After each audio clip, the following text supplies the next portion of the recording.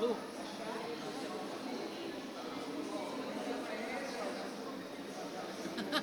Vê lá pra gente começar. Eles virem pra cá. Ah, bom. Oi? Essa parte da organização, né? Sim. A gente queria saber se já tem uma previsão de onde vai ser o próximo congresso de graduação. Onde vai ser? Esse só o pró-reitor para falar. E por enquanto a gente não sabe. Mas em breve a gente vai saber. Mas muito obrigada, viu? A gente está muito feliz por participar de novo. A gente estava no ano que passado. bom. Estão aproveitando bastante? Com certeza. Que máximo. É isso que a gente espera. Obrigada, viu? Obrigada a vocês por participarem. E vocês são da onde? Aqui da Mas qual unidade? A gente é da FIS e da FM. Ai, que bom. Sejam muito bem-vindos, viu? Obrigada. Vamos então.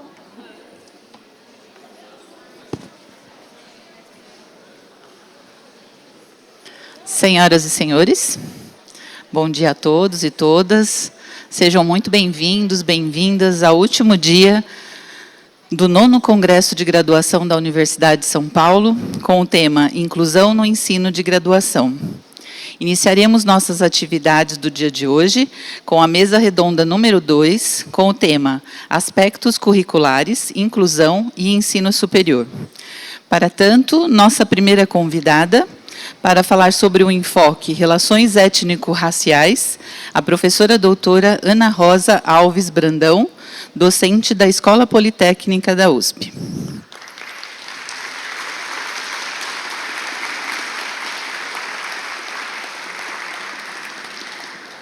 A professora Ana Rosa é graduada e mestre em matemática pela USP, doutora em informática pela PUC do Rio de Janeiro, livre docente e presidenta da Comissão de Inclusão e Pertencimento da Poli-USP.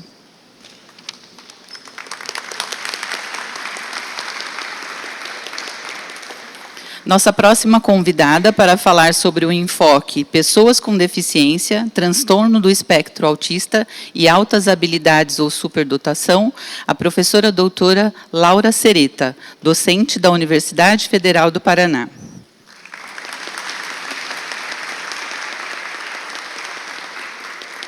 A professora Laura é licenciada em Educação Especial pela Universidade Federal de Santa Maria, no Rio Grande do Sul, licenciada em Pedagogia pela Universidade Franciscana de Santa Maria, no Rio Grande do Sul, especialista em Neurociência da Educação pela CBI de Miami, mestre e doutora em Educação pela Universidade Federal de Santa Maria e pela USP, e pós-doutora em Educação pela UFRJ. É editora associada da Educar, em revista, e coordenadora do Laboratório de Políticas, Pesquisas e Práticas Educacionais em Altas Habilidades e Superdotação. E é também presidenta da Comissão Científica do Conselho Brasileiro para a Superdotação.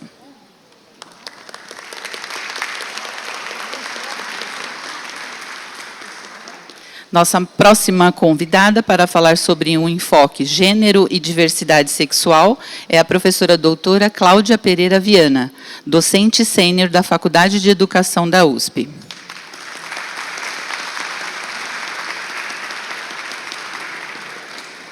A professora Cláudia é mestre em Educação pela PUC São Paulo, doutora em Educação pela USP e é líder do Grupo de Estudos de Gênero, Educação e Cultura Sexual na Faculdade de Educação da USP.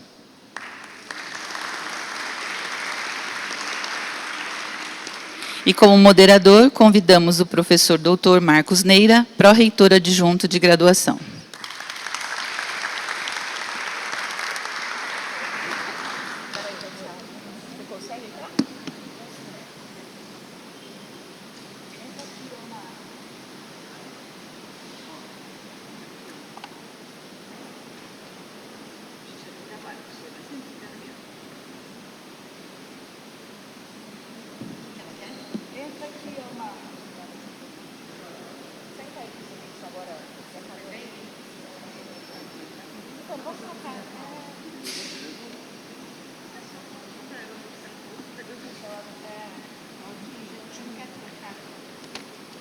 Pronto, tá com a professora Laura. Estamos resolvidos.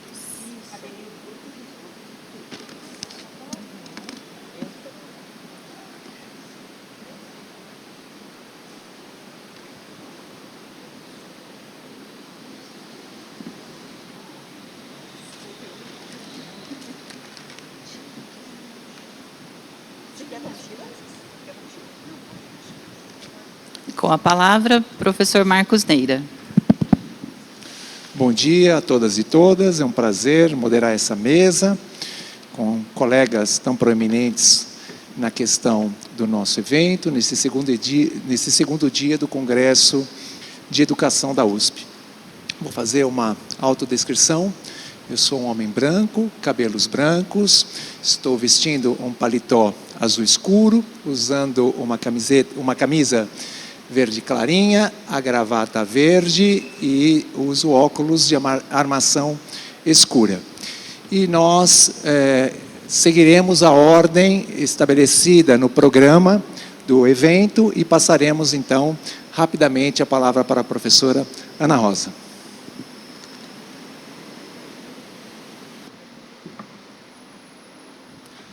Bom dia a todos. Eu sou a professora Ana Rosa, da Escola Politécnica. Eu sou uma mulher parda, estou de cabelo preso, num rabo de cavalo, e vestindo uma blusa preta. Bom, essa mesa, né, tem a fala que nós vamos conduzir hoje, tem a ver com aspectos curriculares, inclusão e ensino superior. E me coube falar, então, do recorte étnico-social. Deixa eu ver aqui se eu vou dar certo aqui com as coisas. Vamos ver. Não? Sim. Então, quem sou eu? Tem uma fotinha minha lá, que eu tirei na reitoria. Então, já falaram das questões de formação, mas eu sou mãe do Leonardo. Hoje o Leonardo tem 16 anos. E eu estou na Escola Politécnica desde 2008. Foi exatamente o ano que o Leonardo nasceu. Então, eu estou crescendo com a USP e com o meu filho, né? E, atualmente, eu estou editora-chefe da Revista Brasileira de Informática na Educação. Então, minha temática de pesquisa aí tem a ver com educação já há muitos anos e inteligência artificial. Então eu estou aí em dois trends. Quando a gente fala de inclusão no ensino superior, pensando na questão raça, existe lei, né? Existe lei federal voltada para a inclusão, e essa lei ela focava em instituições de ensino superior federais. Ela veio para, de certa forma, regular algo que já estava acontecendo em várias instituições federais. Lá no início dos anos 2000, a UFRJ adotou, né, as cotas raciais. E, em 2012, então, isso virou lei. E todas as instituições federais então, estavam obrigadas aí a seguir uma normativa sobre esse tema. E por que raciais, né? Na verdade, se a gente olha a lei, a gente percebe que o recorte começa no social, no socioeconômico. Porque a ideia é olhar primeiro questões de renda. 50% das vagas, elas ficam reservadas para pessoas que estudaram em escola pública, que, em geral, no Brasil, são pessoas que não conseguem pagar escola particular por conta de uma série de questões históricas que a gente já sabe, né? Então, quando a gente pensa aí na parte dos 50%, então, que seria 25%, pensando na matemática, né? Renda menor que um salário mínimo e meio. Então, aí a gente já está pegando uma população em vulnerabilidade social. E olha, nesse recorte, 50% tem que ser PPI, né? Pretos, pardos e indígenas. Mas, no outro lado, a gente também tem o recorte racial. Se vocês prestarem atenção, 50% das vagas são destinadas aí para esse recorte da nossa população. Tá? E depois vai dividindo ali, racial, 50% para pessoas com deficiência e 50% só por conta da raça, né? Então, isso é a questão normativa. Quando a gente olha o que está por trás dessa lei, a gente percebe que, na verdade, o que está ali é a igualdade proporcional, porque a gente tem que olhar a população E, a partir da população, a gente vai, então, definir políticas. E foi isso que aconteceu. E eu peguei esse artigo que comenta, né, essa questão da igualdade proporcional, né, inclusão no ensino superior em relação à igualdade proporcional, justamente porque quando a gente começa a falar de raça, a gente está olhando um recorte da população que hoje a gente sabe que não é minoria, né? O último censo mostrou que a nossa população não branca é maior que a população branca, né? Mas, quando a gente fala de cotas, a gente não está falando de favores ou privilégios. E aí eu adorei esse texto que está ali. A gente está falando de direitos viabilizados através da concessão de determinadas vantagens, com uma finalidade específica de mitigar desigualdades estruturais, históricas e econômicas. Essas desigualdades, então, elas podem decorrer por vários motivos, como raça, que é sobre o que vamos falar aqui, como gênero, que está na mão da professora Cláudia, né? E outros. Tá? Então, é sobre isso que estamos falando. Tá certo? E aí, quando a gente pensa num paralelo da legislação nacional com o que aconteceu nos Estados Unidos a partir dos anos 60, e que agora eles já não falam mais de cotas raciais, isso já acabou lá, porque essas leis, elas estabelecem que a gente deve adotar políticas por um período determinado, até que a gente atinja aí a tal da igualdade proporcional. Então, o comentário não se trata de resolver algo, uma compensação no sentido retroativo. O que se espera é pensar para o futuro. E é nesse sentido que a Universidade de São Paulo tem se preparado e se preocupado com essa questão. Ela está olhando para o futuro do nosso Estado, do nosso país, no sentido de incluir proporcionalmente, né, todas essas pessoas, tendo em vista aí os vários motivos de inclusão. Tá? Então, o outro assunto, quando a gente fala, então, em raça e a questão social, vulnerabilidade econômica, não dá para a gente dissociar, porque, por questões históricas, inclusive, essas pessoas, elas acabam que,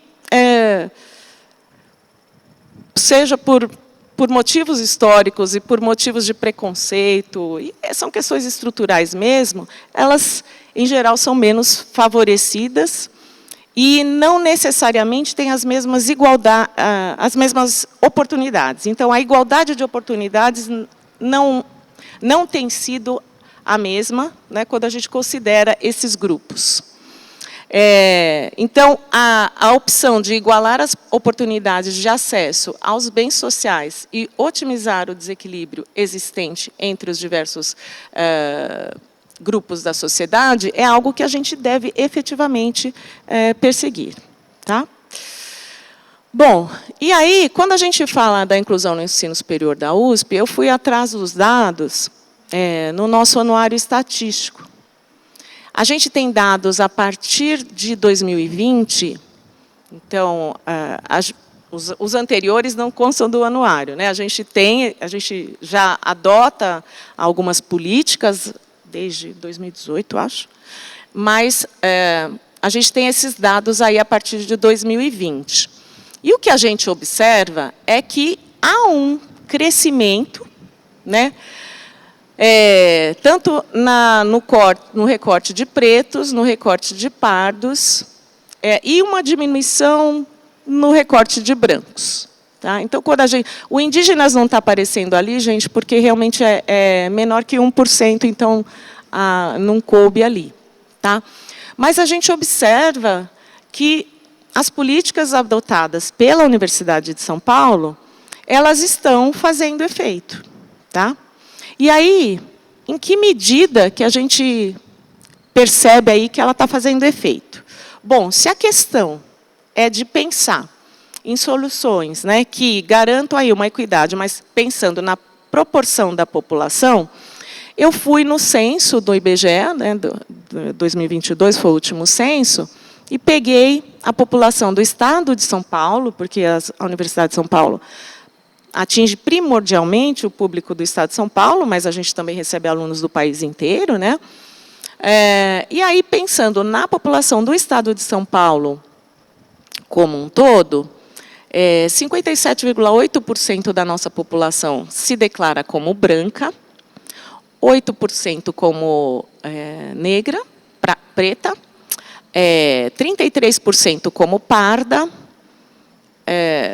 acho que 6% como amarela, está cortado ali, 1,2% como indígena, e um pessoal lá que não quis informar. Tá?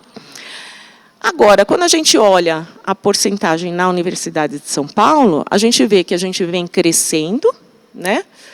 Mas ainda precisamos melhorar.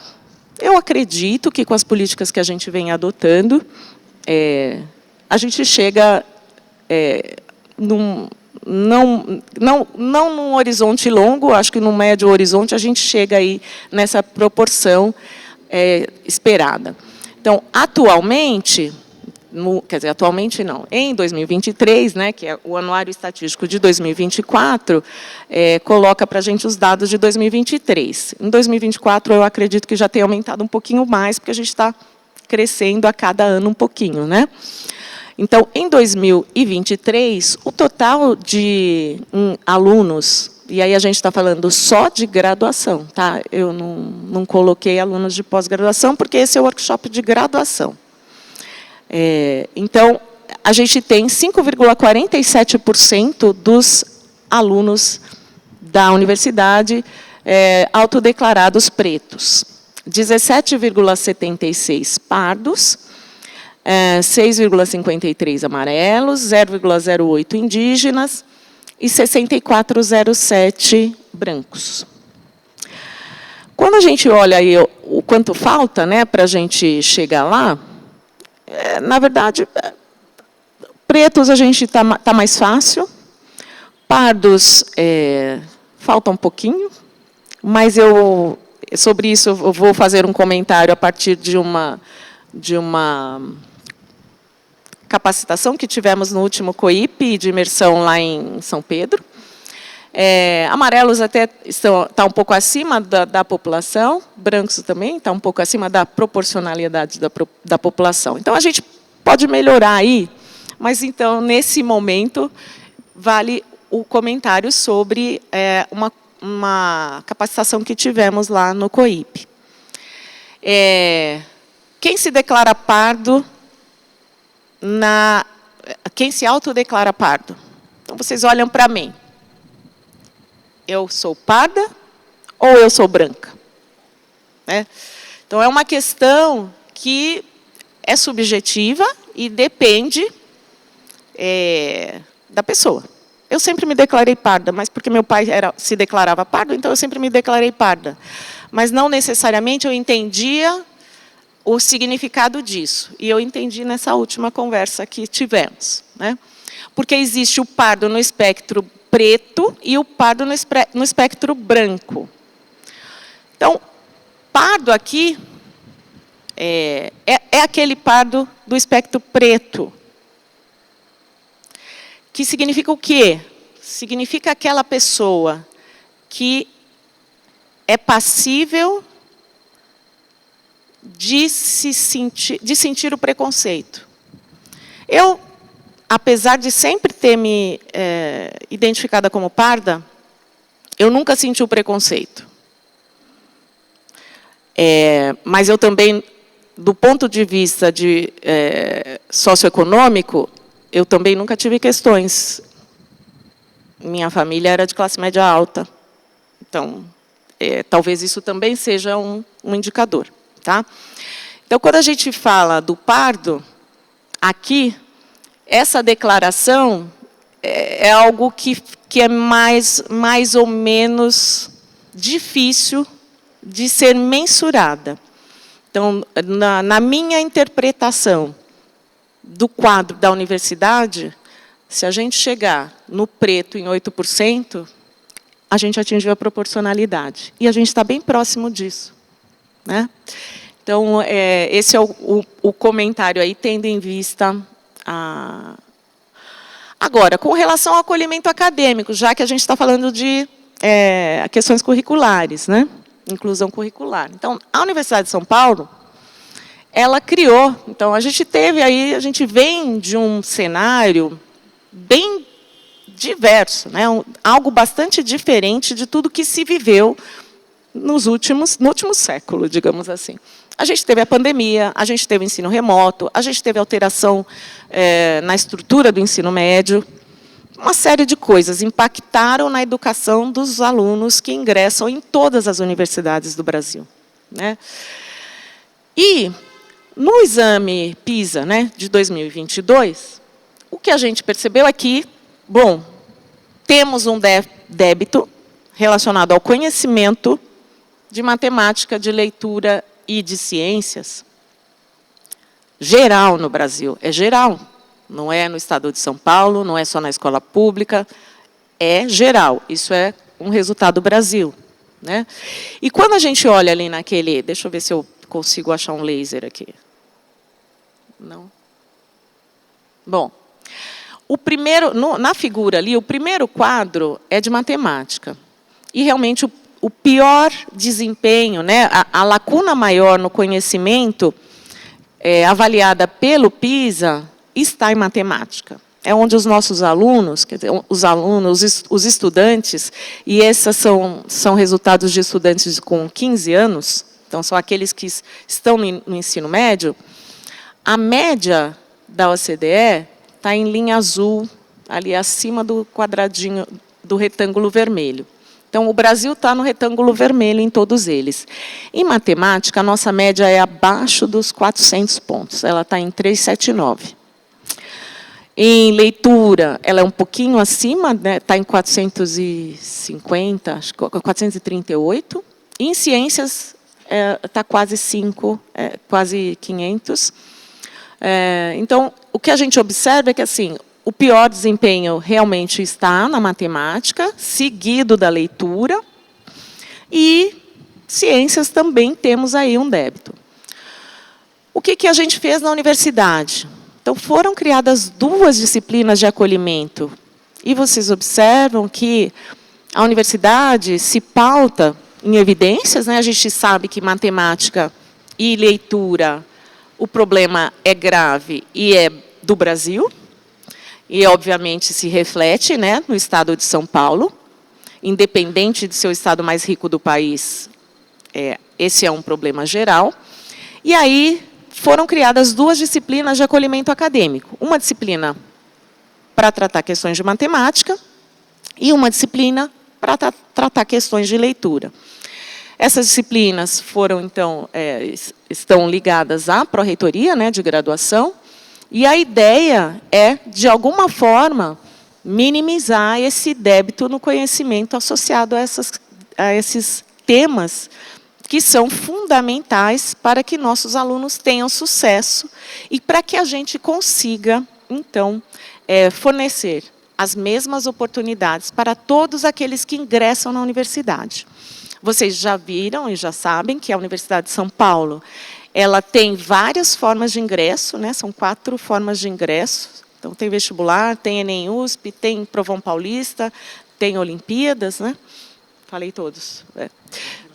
E transferência externa, é isso. Então, como é muito diverso, a gente recebe um público aí realmente diverso também, tá? E o que está no PISA se reflete também nos alunos que a gente recebe na Universidade de São Paulo. E, felizmente, a universidade não está cega a isso, né? A gente está no edifício do direito, a justiça é cega, mas a universidade não. Então, com relação a isso, eu sou professora desse curso PRG de matemática. O professor Fernando divide comigo essa incumbência, ele está aí, em algum... Ah lá, Fernando. E a gente, então, teve essa primeira experiência. Deixa eu ver aqui. Essa disciplina, ela foi criada assim, on the fly. e nós tivemos muitos alunos matriculados. É uma disciplina oferecida, as aulas teóricas são oferecidas remotamente, então, eu e o Fernando dando aula, mas os alunos também têm aulas práticas nas suas unidades, e a cada grupo de 20 alunos, a gente tem um monitor para fazer atividades práticas aí com esses alunos, né? A gente adotou um processo de avaliação contínua usando a ferramenta o E-Disciplinas, que é o sistema de informação que a universidade adota para interação, né, com os alunos e para repositório de materiais, e realização de avaliações, etc. E nós fizemos uma avaliação final, que foi presencial e dissertativa. A gente está finalizando a correção dessas provas, e vamos ver aí os resultados finais. Tá? Ontem, teve o Cicusp lá na USP, né? E um trabalho que foi apresentado olhou essas questões de inclusão e permanência da Escola Politécnica, usando mapas autorreferenciados. E como aqui a ideia era a gente olhar essas questões raciais e de vulnerabilidade social, nesse trabalho, a gente observa, aí, usando o tal dos mapas auto-organizáveis, que a correlação é muito forte entre vulnerabilidade social e raça e dificuldade em disciplinas iniciais de cálculo. Então, assim, a gente colheu algumas evidências, eles fizeram aí um questionário com os alunos, foi o pessoal do Grêmio que passou esse questionário, e daí esse aluno usou essas informações então, para fazer uma análise. E ele apresentou esse trabalho ontem no Cicusp com um grande sucesso. Então, o que a gente observa esses dados foram coletados antes do ingresso desse ano, a gente ainda não tinha PRG, mas a gente já conseguiu coletar evidências de que existe relação entre os alunos que entram por cotas e que estão em vulnerabilidade social, independente de ser por cotas ou não, e que eles precisam aí de um apoio. E aí a universidade ofereceu esse apoio, e a gente está entendendo que esse apoio tem sido efetivo, e que a gente vai conseguir aí um sucesso em reter esses alunos e promover para eles efetivamente as mesmas oportunidades que aqueles que têm menos dificuldade de aprendizagem. Tá? Então, é isso, eu agradeço e passo a palavra aí para os próximos.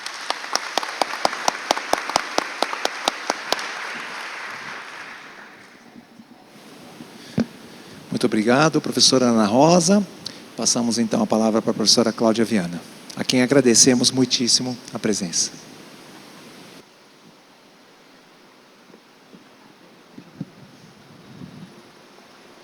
Bom dia, quase boa tarde. Eu queria primeiro dizer do meu enorme prazer de estar aqui, agradecer o convite dos pró-reitores, a Luísa, o Marcos, especialmente o Marcos, que também trabalha comigo na Faculdade de Educação, e a professora Rosângela. E eu queria começar dizendo que a parte que me cabe tem a ver com os aspectos curriculares e a inclusão de gênero no ensino superior. Isso é um mundo e o céu também. Então, é claro que eu optei por fazer alguns recortes. O primeiro recorte que me surgiu é que é impossível falar de USP e currículo como um todo universal, né? Então, eu optei por falar de um currículo que, de alguma maneira, me permite falar de USP, que é essa ideia de currículo que não é só a seleção de conteúdos e disciplinas, mas envolve normas, valores, crenças, relações de poder, e esse currículo oculto, né, que vai dialogar com uma série de dimensões, de diferenças que são, na nossa sociedade, sistematicamente transformadas em desigualdades. Uma delas é o gênero, e eu queria começar aqui explicitando também uma outra opção, que é trabalhar com o gênero como categoria de análise. Para além dele ser um fenômeno social, das relações sociais, onde eu consigo enxergar a desigualdade, a violência, a morte, né, o feminicídio. O Brasil é o país que mais mata pessoas transexuais. A expectativa de vida dessas pessoas no nosso país é de 35 anos de idade, né? Então, para além deste fenômeno, para mim, o gênero é uma categoria, uma perspectiva teórica, né? Uma lente poderosa que me permite compreender esses processos de socialização e de exclusão, né? E enfrentar vários deles e perceber que eles também estão presentes no currículo. Então, é nessas duas grandes vertentes que eu vou tentar falar aqui, de 3 chaves teóricas do gênero que me permitem falar de gênero no currículo do ensino superior. Eu acho que a primeira delas é a construção social. Falar de gênero é um longo caminho de construção teórica, que tem a ver com ampliação de direitos, que tem a ver, por exemplo, com ser pessoa e não propriedade, ser pessoa e não só um número de cota, né? Fala de cota não é necessariamente falar de pessoas que têm uma enorme dificuldade. Por exemplo, na faculdade de educação, as pessoas trans que a gente acolhe são as pessoas que têm um desenvolvimento acadêmico altíssimo, altíssimo, com representatividade internacional. É uma coisa impressionante olhar também para esse lugar. Então, é um lugar, né, essa categoria é uma categoria que nos permite olhar para essas relações como construções sociais e olhar para isso no campo científico, que é um campo científico que se move. Eu, que sou antiga, sênior, livre-docente, entrei na faculdade de educação como mestre ainda, num tempo que ainda se contratava mestre, né? A gente não falava em orientação sexual, que dirá em pessoas trans. Isso, para mim, não era uma categoria de análise, né? E a gente sabe que, quando a gente olha dessa perspectiva teórica, a gente está falando da diversidade humana. E a diversidade humana no sentido que vai para além da biologia. Quer dizer, o humano, ele é aprendido, esse corpo é modificado. O corpo que está lá na Antártica, que consegue olhar 500 tons de branco, não é o mesmo corpo que está no deserto, que identifica 50 tons de marrom.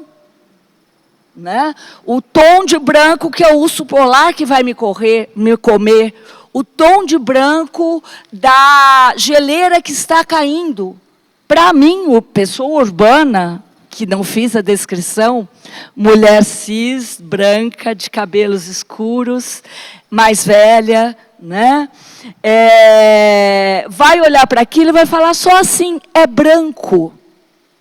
Então, essas diferenças na nossa sociedade, na nossa ciência universitária, são transformadas em desigualdades. E ultrapassar essa construção social histórica do próprio preconceito é entender que nem tudo no nosso corpo é biológico no sentido fixo, dado, intransponível. Essas diferenças, elas são transformadas. Os binarismos cartesianos são um dos recursos de transformação dessas diferenças em desigualdades. Então, falar de gênero é falar de uma delas, mas nunca é falar só dela, porque não dá para falar de gênero sem falar em capacitismo estrutural, em racismo estrutural, em classe social. E todas elas são transformadas em desigualdades num contexto cruel, que é de colonização, que é de violência e que muitas vezes é de morte, né? Então, essa multiplicidade de tempos históricos habita o nosso país e habita o nosso universo acadêmico. Muitas vezes a gente não enxerga. A gente acha que, por dar física ou matemática, o nosso enunciado de problema é neutro. Mas ele não é. A gente acha que é um dado biológico as mulheres, ainda hoje, não fazerem parte da mesma maneira que os homens nos nichos ditos mais acadêmicos e científicos que outros, né? Como o Rosonilton falou ontem, as desumanidades, né? Então, o gênero é este caminho, e é um caminho que tem tudo a ver com direito, né? Identidades individuais e coletivas que são generificadas e que são constituídas por enquadramentos dessas sexualidades, num conjunto de leis, de costumes, de normas científicas. A Elô falou ontem do PAD, como é difícil você fazer um processo administrativo para um homem branco que violentou. Como é mais fácil você fazer isso, mesmo para um homem branco, se ele for funcionário? Como a gente acha que a mulher nunca vai violentar? Ainda na nossa sociedade, a gente pensa assim. Então, quer dizer, a biologia está dentro do contexto social. E a gente precisa olhar para ela como disputa de sentido e de relações de poder. E dentro de um Estado, e a nossa universidade, que é pública, também faz parte dele, que é um Estado que está situado na necropolítica. É um Estado que mata sistematicamente pelas suas leis, e como diz o Achille Mbembe, ele também deixa matar. Ele faz cara de paisagem para um monte de coisas que está acontecendo ali. Tudo bem, entrou por cota trans, não precisa ter banheiro, morre de cistite. Então, veja como são as questões que, de alguma maneira, empatam no currículo. Elas pautam feminilidades, masculinidades, gestão da vida. Portanto, políticas de saúde com as quais a gente tem que se haver, saúde mental, na nossa universidade, educação, políticas de reprodução, de segurança. Então, falar em igualdade, democracia, gestão democrática, universitária, é falar disso, é falar de poder num fazer estatal, do qual nós também fazemos parte. Nós aqui, professores e professoras, funcionários e funcionárias, alunos e alunas, somos braços deste Estado, né? E algumas pessoas nesse lugar são consideradas mais pessoas do que outras, como vai dizer, por exemplo, a Butler. Muitas vezes, sem ação nenhuma sistemática do Estado. Tem coisa que a gente ainda não tem dado, nem macro, nem micro, até hoje. Sem dado, como é que se faz política pública? Como é que se garante acesso? Né? Então, dentro disso, o que a gente tem? A gente tem branquitude, racismo, heteronormatividade, LGBTfobia e sexismo. A gente tem a falta de ação sistemática do Estado, como eu já disse, mas a gente tem também resistências. A gente tem o gênero como movimento social que demanda iniciativas governamentais, que contesta ações. E hoje, a gente, felizmente, está falando desse lugar. Né? Um lugar como esse, aqui, numa faculdade como essa, né? Tem tudo a ver com enfrentamento, com insistência de ganhos, com vontade de dar passos a mais, né? E a disputa pela função da educação, do pré ao pós, mas a gente está falando do ensino superior, ela tem a ver com essas grandes chaves. centralidade do gênero na educação, né? Com a ideia de que gênero não se reduz a identitarismo. A gente está falando de direito, de ação coletiva. Não é um mero empreendedorismo neoliberal. Não é cortina de fumaça, né? Gênero é conhecimento crítico. Se ela é uma chave teórica, ele é conhecimento crítico. E aí, eu gosto muito de uma frase recente do livro da Butler, que saiu esse último, que vai dizer assim: hoje a educação, ela é o lugar onde o medo e o ódio ocupam. E quando ela deveria ser o lugar aonde o pensamento crítico deveria florescer. Então, isso para mim é uma coisa que chama muito a atenção, porque as noções políticas que perpassam o discurso pedagógico, elas têm a ver com a inclusão do gênero no currículo. O que seria isso em termos do ensino superior? A insegurança dessa população LGBT, de mulheres, mas também masculina, que não tem nenhum trocador no banheiro, né? O currículo em ação, que tem a ver com a violência verbal. O que eu estou pondo no meu currículo? Que machismo estrutural eu estou carregando para os livros que eu adoto? Eu tenho uma bibliografia só masculina? Eu estou resgatando nas minhas aulas de física, de matemática, de sociologia, do que quer que seja, essa grande evolução, e que não é de hoje, é de séculos atrás, né? Eu estou criticando os nichos masculinos. O que eu estou fazendo com os hinos de torcida e com o trote, né? Então, assim, o que eu estou fazendo com os dados que as pesquisas me dão, e que são poucas ainda, que 67% das nossas universidades têm alunas que sofreram violência. 67% das meninas, das jovens, já sofreram violência. Você imagina o que é isso? A mesa de ontem, ela refletiu esse ponto de vista, do ponto de vista do acolhimento. E a mesa de hoje à tarde vai refletir do ponto de vista da violência, né? Com a professora Maria Cristina Cavaleiro. Então, eu fico pensando, né?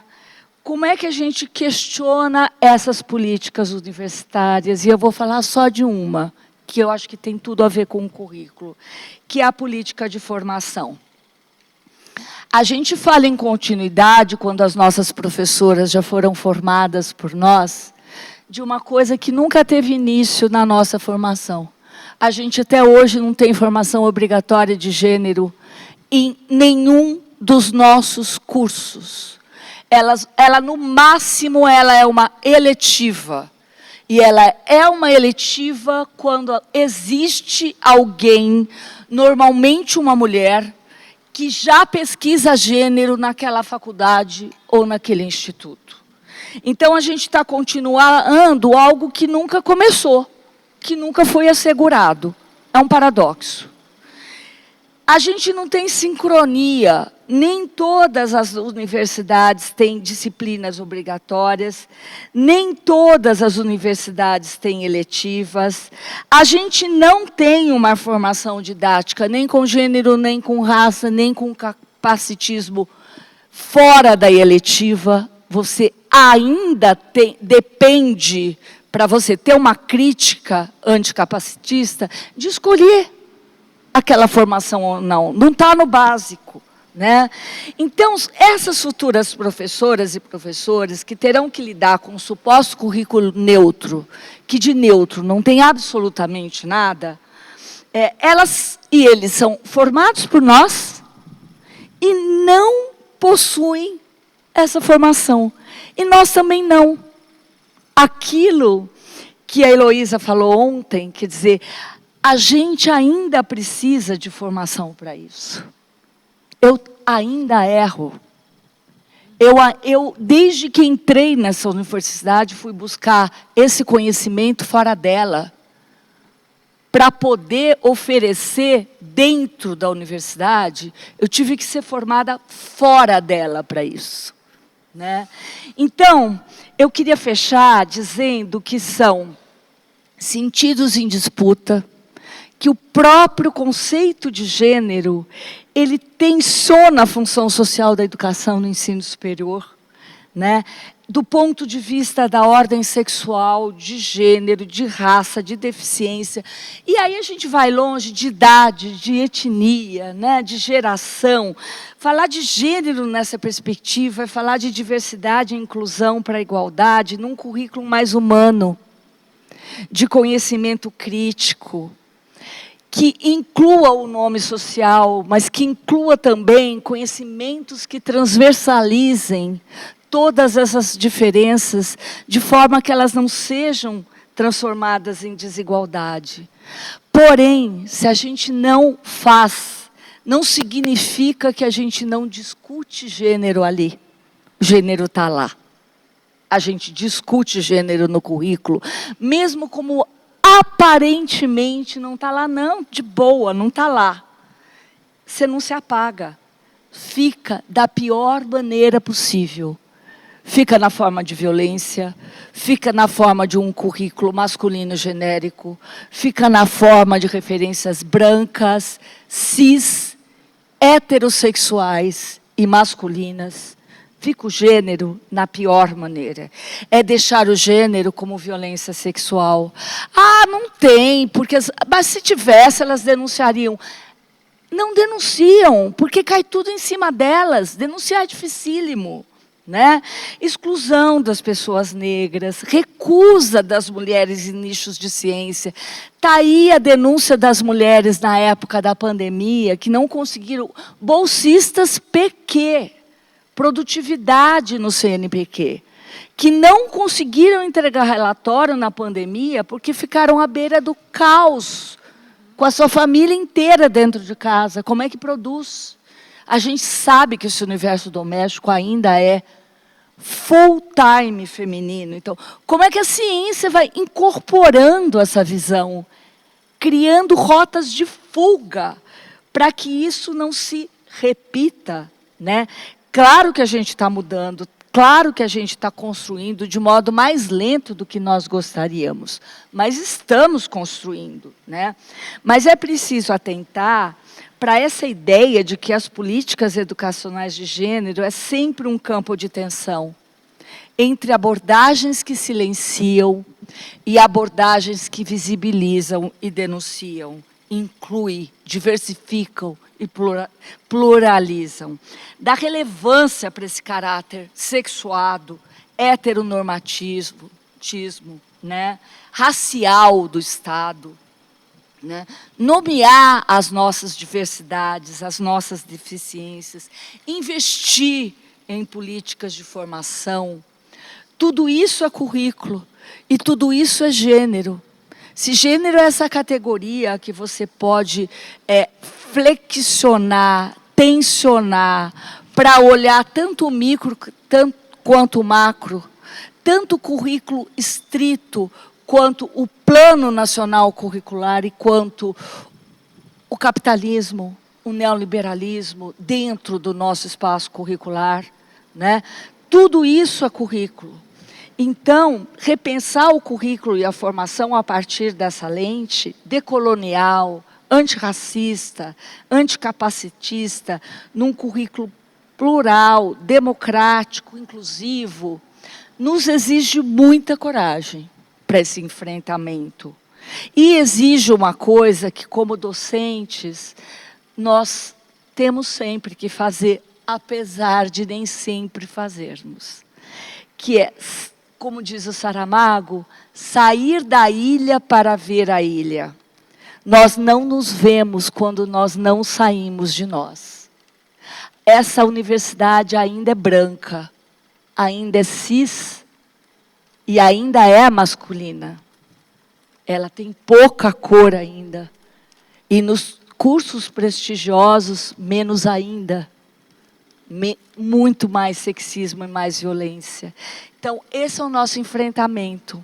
Ultrapassar esse pacto narcísico da branquitude, essa heteronormatividade letal e esse sexismo que cobra das mulheres, mesmo quando cis, padrões masculinos de produtividade que a gente não necessariamente vai alcançar numa sociedade como ainda é a nossa. Era isso que eu tinha para dizer, agradeço muitíssimo, foi um prazer enorme, como já disse, estar aqui.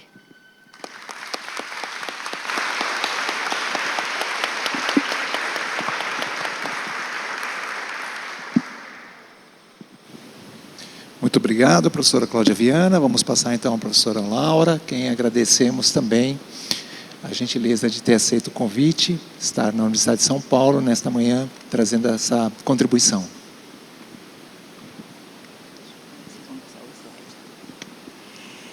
Bom dia a todas, todos, todes. É um prazer estar aqui com vocês. Eu sou uma mulher branca, de cabelos em tons ruivos, medianos, cada vez usando mais óculos, né? E meu sinal em libras é o dedo indicador e mediano, abaixo dos olhos, justamente por conta da cor dos olhos, né? E também estou vestindo aqui, estou vestida, estou com um terninho preto com uma camisa amarela. E esse amarelo é um amarelo bem de luz, assim, porque é importante a gente pensar que esse tem que ser um espaço de muita luz, de muita criação também. É muito bom retornar à USP, foi, enfim, a minha universidade de formação do doutorado, e fico contente e espero poder contribuir. Rapidamente, aquilo que não está no Lattes também, né? Que a gente quase não fala, mas eu estive e ainda estou trabalhando na área de inclusão no ensino superior há mais de 20 anos. E a minha tese, que é cria da USP, é a primeira tese que discute inclusão no ensino superior de pessoas à época, né, que nós colocávamos como pessoas com necessidades educacionais especiais.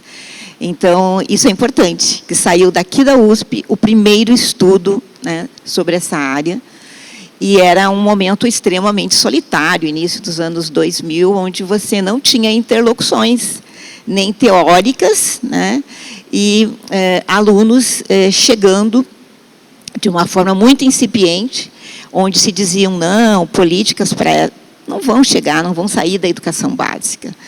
Então, assim, é um privilégio também a gente poder dizer que é da USP a primeira tese que trata dessa temática, e agradeço muito a FEUSP, que à época me acolheu.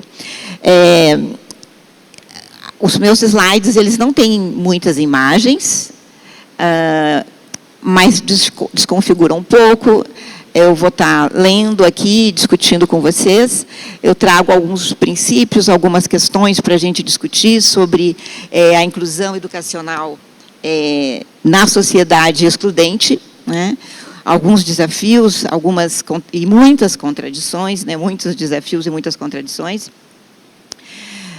E, dentre eles, as colegas brilhantemente já colocaram vários aspectos que nós temos avanços legais, sim, políticos, educacionais, que desenham caminhos menos excludentes. Então, a gente dizer que a gente está numa perspectiva inclusiva realmente é temeroso e não é nem indicado, né? Porque a nossa sociedade ela é assentada na desigualdade, na usurpação de direitos, no preconceito. Então, eu acho que quando se fala em inclusão educacional, a gente não pode colocar como um fato dado. Não tem, realmente não. A cultura inclusiva, ela passa por aportes legais instituídos, mas a construção dos direitos humanos ainda nas sociedades onde a exclusão social é gigante, ela está muito sedimentada, né? As duas colegas também já trataram de questões importantíssimas quanto a isso. E, portanto, a gente tem que ter um olhar sempre muito apurado e muito crítico quando a gente vai discorrer sobre inclusão e imaginar que, pós-tempos modernos, nós abandonamos a exclusão, né? Isso, no contexto, principalmente da educação especial, é preciso ter muito presente, né? Ou seja, o caminho da exclusão para a inclusão, ele não é linear, ele é confrontado no dia a dia, como também foi já colocado pela mesa. Na prática, ele é vivenciado na sociedade, na escola, na universidade, no mercado de trabalho, em todos os espaços, né? Então, o processo também de inclusão, quando a gente fala de educação especial, que é o que me cabe aqui, não pode ser também reduzido às questões de deficiência, né? A inclusão, ela é muito mais ampla. E eu trago alguns desafios que daí vem muito da prática de quem ficou 17 anos na gestão, discutindo políticas inclusivas na Universidade Federal do Paraná, e que vão pensar, nossa, uns 17 anos é muito tempo. E eu digo que um dos motivos mais prementes por que eu continuava, primeiro pela insistência e pela luta, né? Mas, sobretudo, porque não haviam outras pessoas dispostas a continuar discutindo esses aspectos.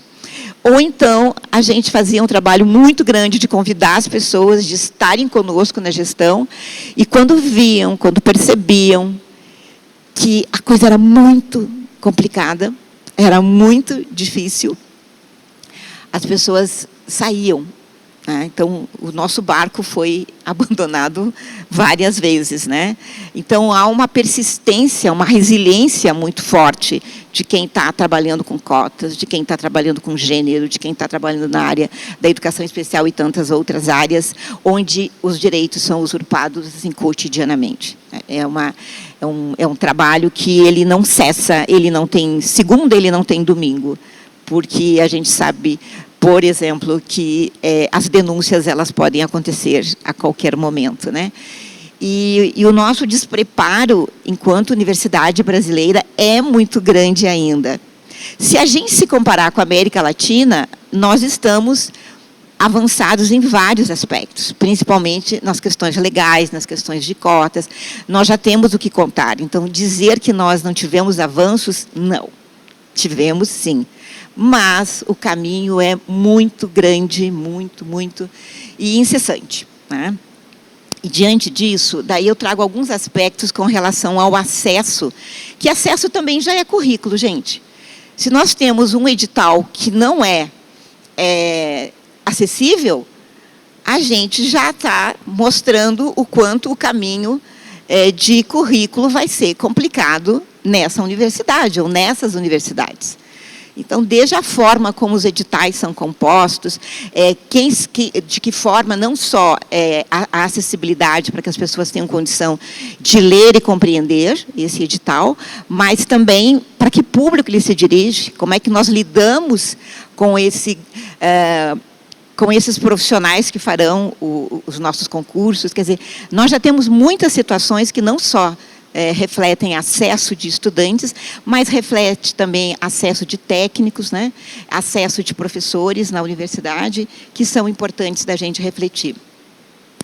E a gente também tem aí um dos grandes desafios, e a primeira fala deixou bem evidente isso, que é a exclusão que vem da educação básica, de todos os lados, né? Tanto no sentido curricular, no sentido de conhecimento, mas que, infelizmente, diante de tantas questões que a gente acompanha e que perpassam políticas neoliberais, onde a certificação ela é o grande título, né? Você precisa certificar e a qualidade ela vai ladeira abaixo, e os suportes e as condições elas também são desmerecidas, porque também nós sabemos que não é possível as pessoas continuarem pensando que cotas é privilégio, seja quais forem as cotas. E que essas pessoas, elas meritocramente farão um desserviço para a nossa universidade brasileira. Pelo contrário, É impressionante os avanços que nós temos.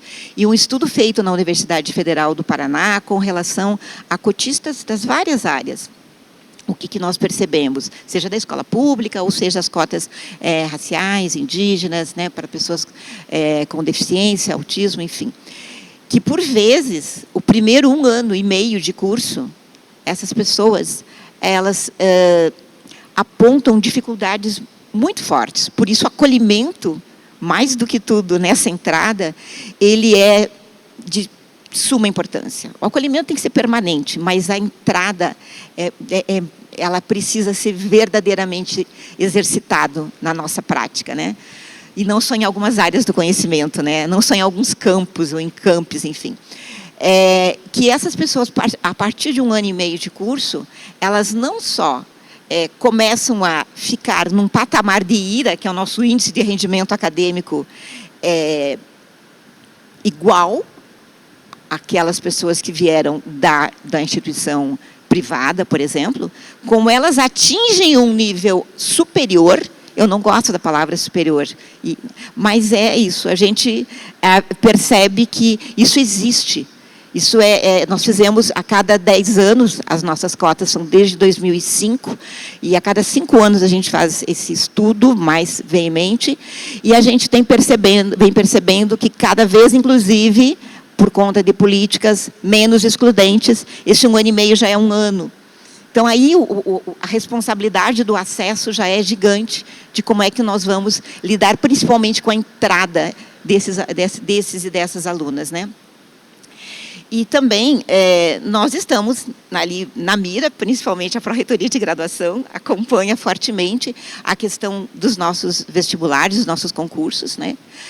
Ou o Enem, enfim, as diversas formas de entrada que os nossos alunos possuem. E há também um desafio enorme de como é que nós vamos lidar, principalmente universidades, muitas universidades ainda possuem vestibular. Nós temos a Universidade Federal do Paraná com o vestibular ainda forte acontecendo nesse momento. E o vestibular, ele nos dá uma condição muito importante de pensar acessibilidade e inclusão.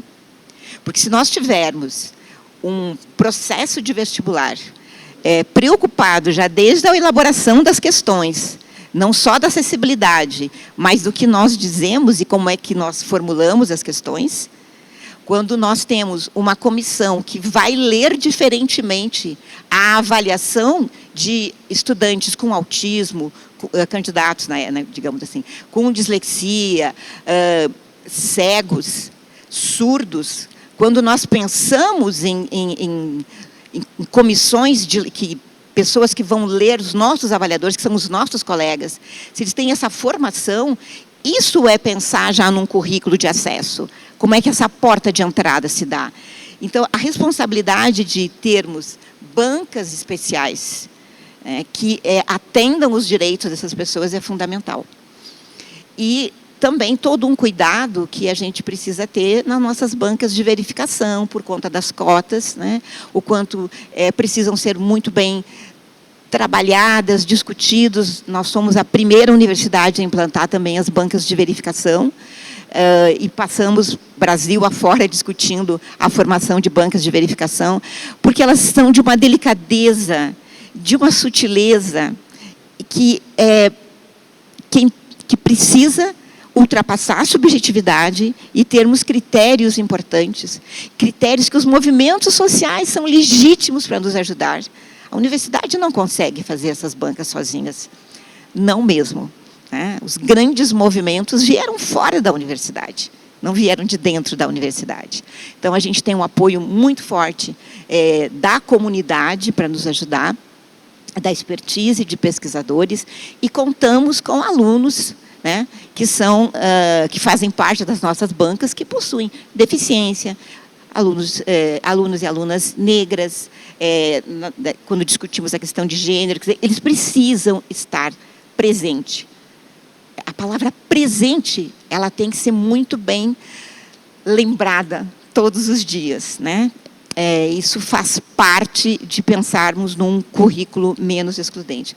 Eu estou aqui me virando nos 30, porque eu enxergo de longe, não enxergo de perto, e daí a imagem vai e volta, enfim. Dentro das universidades, dentro já das instituições, vencer, sobretudo na área da educação especial, trabalhando em o público-alvo da educação especial instituído na Política Nacional de Educação Especial, que é de 2008, para quem não é da área, e que está em processo de avaliação, e que, né, então, enfim, novos documentos a gente sabe que vão chegar, mas a gente ainda está pautado nesse documento. E dentre os aspectos que a gente percebe nos últimos anos, é que nós estamos sendo extremamente assolados por um processo clínico, medicamentoso, violento, né? E que o adoecimento dos nossos alunos, da nossa sociedade, e o nosso também, ele está cada vez mais forte. Há mais ou menos uns 10 anos atrás, nós tínhamos a solicitação de bancas, nas bancas especiais, de 30, 50 estudantes com 16, 17 anos com síndrome do pânico. Hoje é avassalador o número de candidatos solicitando salas especiais, porque não conseguem estar, né, sobretudo no momento de avaliação, numa sala lotada.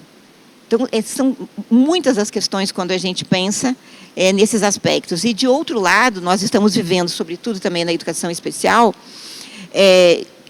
historicamente e politicamente falando, numa perspectiva biopsicossocial, né? A gente alargar as questões de pensar em identificar ou diagnosticar, que é uma coisa que nos dá muitas urticárias, por vezes, mas, sobretudo, a gente tem um movimento que está aí, praticamente parado, né? Onde o governo passado fez questão de fazer com que a comissão que estava discutindo essa perspectiva de ter um olhar biopsicossocial para avaliar... 5 minutos? Meu Deus. A gente percebe, então, que é de suma importância nós termos essa perspectiva, então, de estarmos... Agora me perdi toda, voltando. Então, são muitos os nossos desafios, né? A judicialização cada vez mais forte. E um aspecto que me parece bastante importante também é a gente pensar a deficiência não como uma tragédia pessoal, que a educação bilíngue, ela é acessibilidade, ela não é, ela é muito mais do que isso, a gente vai discutir depois. O direito à identidade e à identificação é importantíssimo, e aí a gente fala tanto do TEA como também das pessoas com altas habilidades. E o revigoramento do caráter clínico, que é muito forte. Eu trago um conceito de deficiência e acessibilidade depois, que não são que a deficiência precisa, a área da deficiência, muito da acessibilidade, mas a gente não pode reduzir inclusão à acessibilidade, e o quanto o capacitismo também ele vem em todas as áreas, que não é só da deficiência, né? A gente está com o capacitismo assentado tanto nas questões de gênero, nas questões raciais, enfim. E eu preparei aqui algumas falas. Eu trouxe algumas falas que eu acho que as falas dizem muito sobre o que pensar sobre o currículo. Então, nesse sentido, trago a fala da Ana, que é uma aluna com autismo, e ela diz: não consigo falar muito nas aulas, fico nervosa. A maioria dos professores eu nunca conversei, mas alguns eu consegui desenvolver uma relação melhor. Uns 3 no máximo. Ela é formanda, tá, gente? O que é bom, porque é preciso ter contato pelo menos com um para começar o TCC. Então, vejam aí a relação aluno-professor e o que isso significa para pensar numa perspectiva de currículo menos excludente, né? Tem uma outra fala que vem na seguinte linha: eu não me manifesto tanto, eu faço alguns apontamentos e tento fazer discussões, especialmente se é um assunto que me interessa. E os professores costumam até me apoiar nessas questões. Mas houver algumas matérias na universidade, como, por exemplo, língua inglesa, que ela diz que ela conseguiu. Por quê? Porque a metodologia da professora permitia o diálogo. permitia que a conversa se desse, né? Então, eles sentem muita falta, a gente percebe, sobretudo os alunos com deficiência, o quanto a universidade tem que sair do seu espaço só teórico, como ela tem que investir no aspecto de trazer a prática, de trazer o cotidiano, né? Os alunos gritam por isso, por um currículo que também tenha essa perspectiva.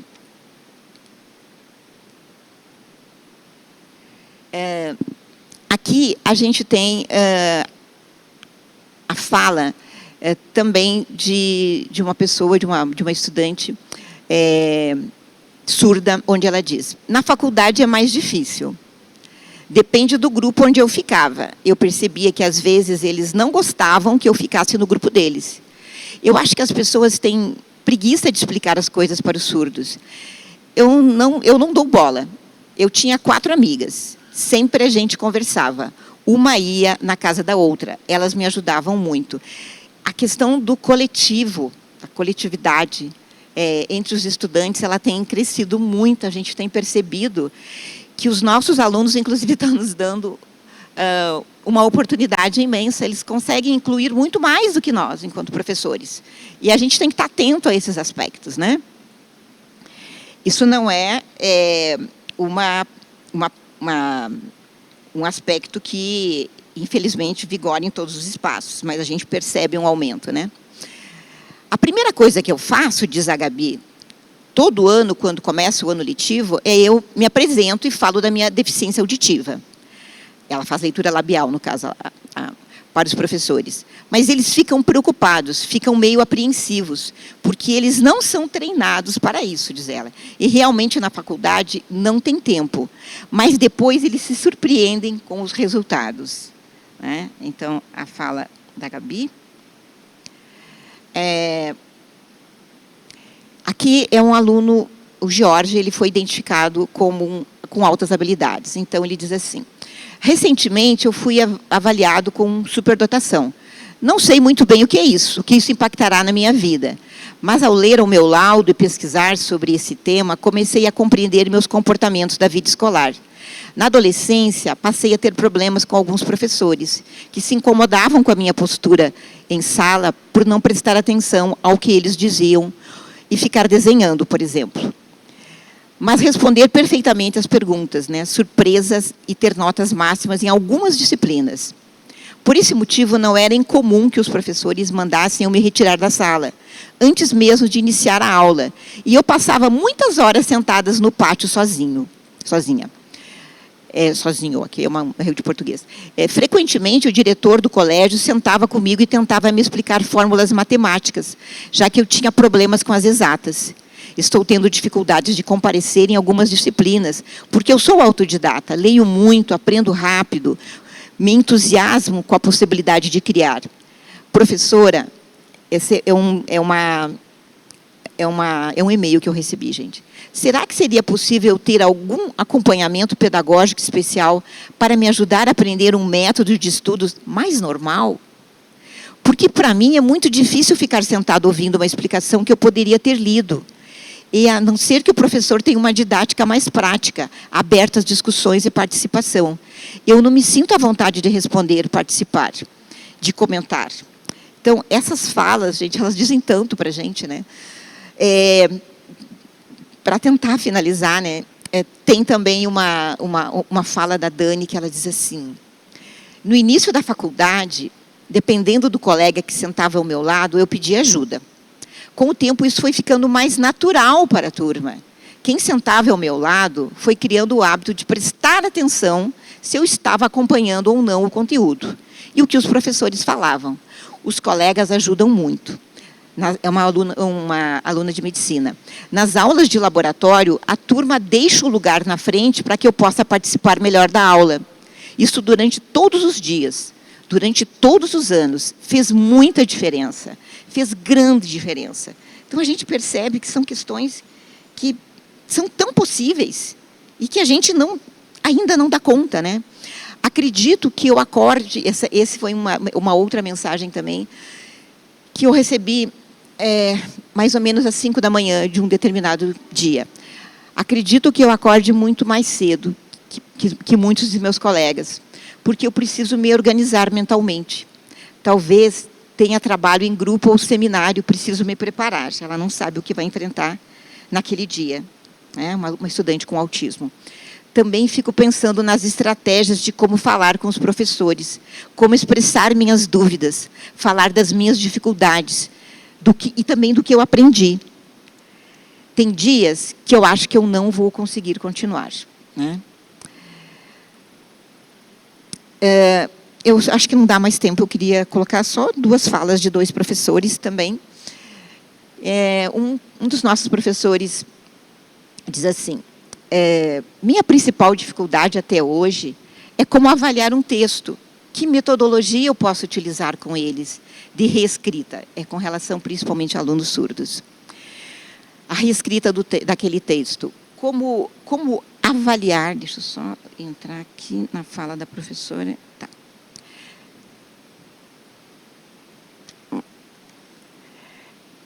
Para mim, como professora, tem isso, sobretudo, porque eu trabalho com a produção e a escrita. Então, essa é a minha dificuldade, de como avaliar, depois como desenvolver uma metodologia que permita a reescrita do texto, de forma que ele progressivamente amplie essa competência relacionada à produção textual.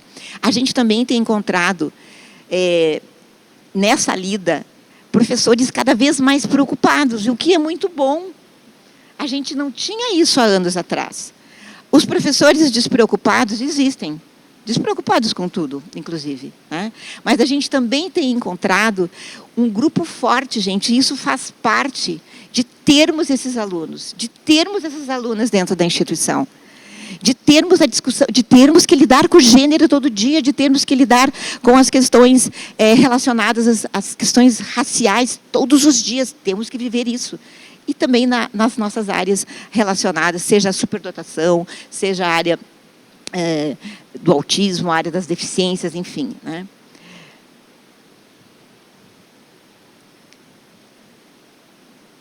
Finalizando a fala de uma das professoras, ela diz, para mim, quando aqueles intérpretes iam embora, era uma situação bastante complicada e desconfortável.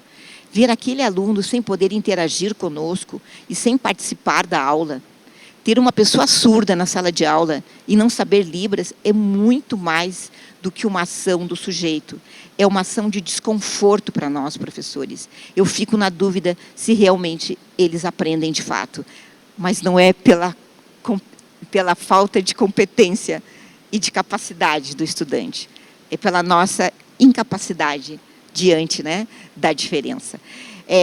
O meu tempo estourou, gente, estouradíssimos, então as reflexões a gente pode trazer em outro momento, e principalmente com outros,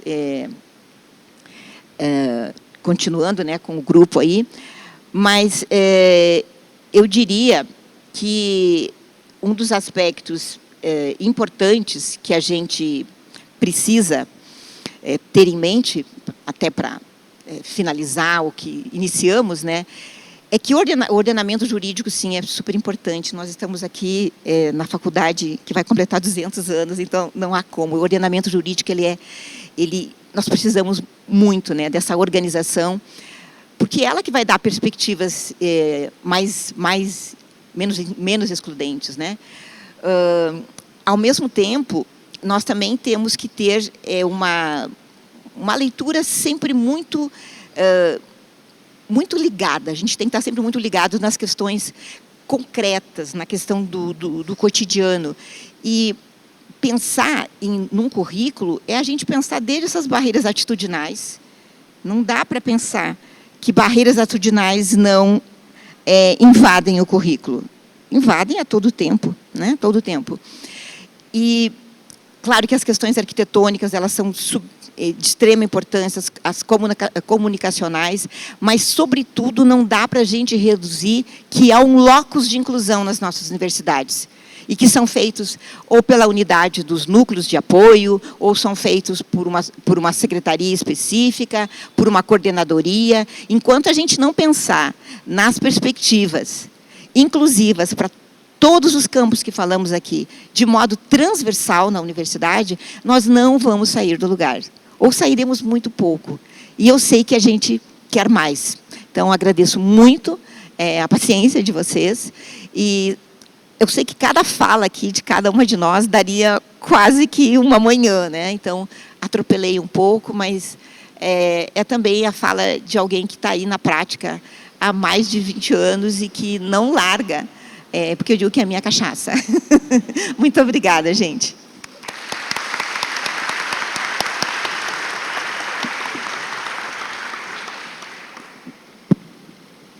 Muito obrigado, professora Laura. Então, nós, em alguns minutos, iremos para as rodas de conversa. Eu vou fazer um rápido apanhado aqui, pontuando algumas questões importantes, para que todos possamos tê-las em mente, na medida em que ampliarmos a discussão em alguns minutos. Então, eu queria destacar que a mesa, com as nossas 3 professoras, trabalhou sempre com um conceito bem ampliado de currículo, que é algo que a Pró-Reitoria de Graduação vem debatendo no âmbito do seu colegiado, no seu conselho de graduação e nas conversas frequentes com os presidentes e presidentas das comissões de graduação e também com as comissões coordenadoras de curso, que nós possamos entender o currículo para além da relação de conteúdos a serem ensinados, como bem destacou a professora Cláudia. É importante dizer também que a mesa sinaliza a relevância da legislação e que a legislação já nos dá o recurso, o suporte necessário para avançarmos aí numa composição mais igualitária. Os direitos, eles mitigam as desigualdades. Então, vamos tratar sempre as questões de inclusão como um direito e jamais como um privilégio, como às vezes costuma acontecer, né? Então, é muito difícil dissociar a questão racial da questão da vulnerabilidade econômica, socioeconômica, e a professora Ana Rosa, com os dados extraídos aí de uma pesquisa recente, mostra que há uma correlação direta entre a questão racial, a desigualdade, a questão racial, a questão socioeconômica, a vulnerabilidade socioeconômica e o desempenho, sobretudo naquelas disciplinas aí do conjunto das ciências exatas. Então, as políticas afirmativas, elas precisam desencadear um efeito cada vez mais visível e perceptível na composição do nosso corpo discente. Os dados já mostram, então, a professora Ana Rosa, se ela tivesse considerado também os dados de 2024, nós já teríamos um crescimento, né, sobretudo na questão étnico-racial, né, isso ficou bem evidente agora, e ela também trouxe uma ilustração importante com as iniciativas das disciplinas PRG, a quem nós agradecemos mais uma vez, professora Ana Rosa, ao professor Fernando também, ao professor Valdir, que não está presente, mas que é o coordenador da disciplina de leitura. A professora Ana Rosa e o professor Fernando são os coordenadores da disciplina de Fundamentos de Matemática Elementar, PRG 0039. A professora Cláudia, explorando bem essa discussão da noção mais ampla de currículo e apresentando o gênero como categoria de análise. Sabe, professora Cláudia, naquele breve currículo que a Elane fez, né, ela esqueceu de colocar um elemento importante que eu peço autorização para contar para todo mundo aqui. A professora Cláudia foi minha professora na graduação, mas ela já disse para vocês que ela era uma jovem professora, né, professora Cláudia? Então, já faz mais de 30 anos isso, aliás, bem mais de 30 anos. Professora da atual disciplina Políticas de Educação Educacional, mas na época era Estrutura e Funcionamento do Ensino de Primeiro e Segundo Graus, que era entre nós chamada de Estrufunc. Já faz tempo, né? Já faz tempo. Bom, mas as aprendizagens estão presentes, como vocês devem imaginar, né? E a professora Cláudia chama a atenção para o fato de que as diferenças se transformam em desigualdades. e que não existe neutralidade nas disciplinas acadêmicas, porque muitas vezes nós pensamos que ao trabalhar com certas disciplinas é como se aquele conhecimento estivesse isento, né? E não é isto. Ela foi mostrando para a gente como que todos os saberes abordados no currículo, eles são de alguma maneira atravessados também pelas questões de gênero, mas não somente pelas questões de gênero. E ela tocou num ponto que eu acho que todos nós aqui temos razões para ficar bem preocupados, que estamos aqui defendendo uma formação contínua na área do gênero, mas nós não tivemos uma formação inicial. Então, precisamos torná-la, né? Eu penso que eu sei do que você estava falando quando você fez esse contato, que gênero seja um tema obrigatório, presente na formação de todas as pessoas e transversal, né? Por isso que eu usei a palavra tema, né? E não estamos pensando aqui numa disciplina, mas algo que esteja presente em todas, como a própria professora Cláudia disse, está presente, né? Está presente e mesmo na invisibilidade nós, né, estamos operando com esse marcador social da diferença. E ela também chama a atenção para a importância da coragem no enfrentamento, porque é comum, né, que nós também fiquemos um pouquinho receosos, mas nós precisamos, né, de uma força para enfrentar situações um tanto quanto desanimadoras. A professora Laura nos provoca a pensar que o caminho da exclusão para a inclusão não é linear. Então, não é algo que nós estamos cada dia dando um passo, estamos nos tornando cada vez mais inclusivos. É assim que desejamos, mas não é uma relação tão direta. E a questão da inclusão, que é justamente o tema do evento, a questão da inclusão não se reduz à questão da deficiência. A inclusão, nós temos trabalhado aqui na Universidade de São Paulo com uma noção ampla de inclusão. E aí, lembrando, gente, se hoje os dados parecem mais favoráveis de inclusão na educação básica, nós também temos que melhorar na educação básica a inclusão, né, para que cada vez mais, porque nós ainda temos índices elevados de evasão das pessoas com deficiência, das pessoas transgênero, das pessoas, né, que são, de alguma maneira, na nossa sociedade, produzidas como grupos minoritários. Ainda é mais alto o índice de evasão na educação básica do que dos outros grupos não excluídos, evidentemente. A professora Laura também chama atenção para esse período de 1 ano e meio, que coincide com o que nós identificamos aqui na USP, né, ou seja, durante esse primeiro ano e meio, há que se ter um esforço maior no acolhimento, e aí, vencida essa etapa, que é sempre complicada, né, vencida essa etapa, a probabilidade da continuidade até o final do curso, ela aumenta. A inclusão não pode ser reduzida à acessibilidade. O capacitismo está assentado na questão de gênero, raça, classe, eu expandiria moradia, etc., etc., Na nossa cidade em específico, nós temos aqui uma dificuldade grande com a questão do deslocamento, né? Temos estudantes que se deslocam muitos quilômetros por dia, e assim como docentes e funcionários, mas evidentemente que para os estudantes é sempre bem mais difícil.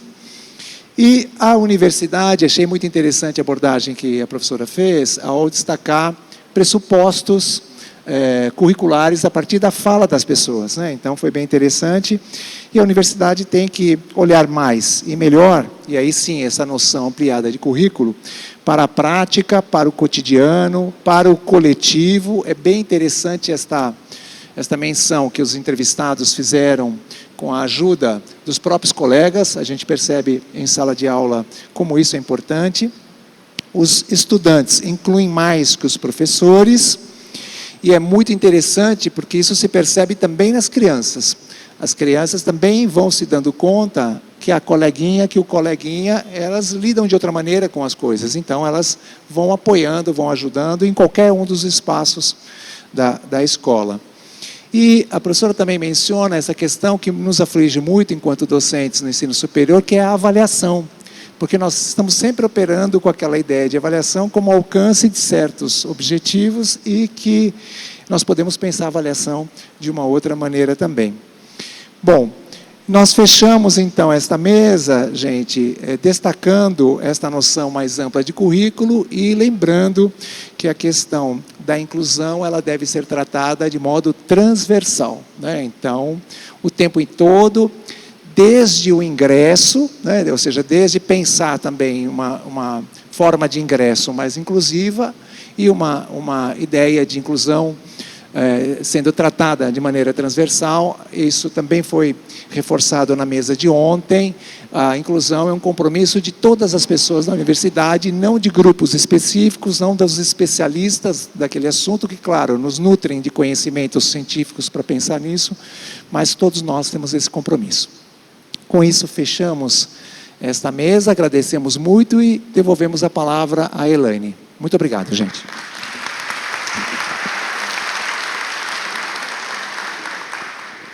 Nosso muito obrigada às professoras e ao professor Marcos. Então, antes de irmos às rodas de conversa, nós gostaríamos de dar alguns lembretes. O almoço, após as rodas de conversa, será servido às 12h30, aqui no hall do primeiro andar. Às 13h30, aí nós teremos no segundo andar a apresentação de pôsteres. Então, os apresentadores e apresentadoras já fiquem atentos ao horário para se encaminhar ao segundo andar. E nós voltaremos aqui para o Salão Nobre para a realização da mesa número 3, às 14h30. E também o lembrete que a EDUSP está instalada aí no térreo, está oferecendo 50% de desconto na compra de livros. Então, agora todos, por favor, podemos nos encaminhar. Com a roda de conversa com a professora Ana Rosa Brandão e com a professora Cláudia Viana acontecerá no auditório Rubino de Oliveira, que fica no primeiro andar. E a nossa equipe estará instalada no hall do primeiro andar para indicar o melhor caminho para todos. E a roda de conversa com a professora Laura Sereta será feita no auditório Rui Barbosa de Nogueira, no segundo andar. E também haverá a equipe do evento para poder auxiliar a todos e todas. Obrigada.